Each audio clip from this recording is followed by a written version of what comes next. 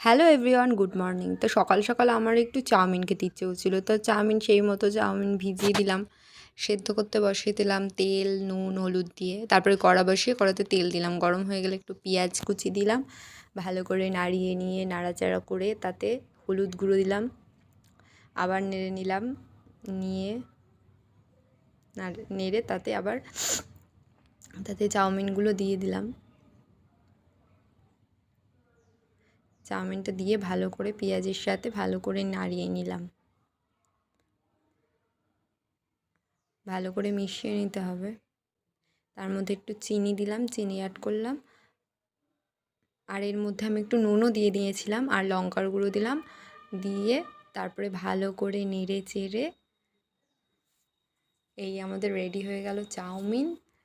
তো এবার খাওয়ার পালা, কড়ার থেকে নামিয়ে নিয়ে এবার আমরা খেতে বসবো। দেখো গাইস কত সুন্দর, কেমন লাগলো ভিডিওটা অবশ্যই জানাবে। টাটা।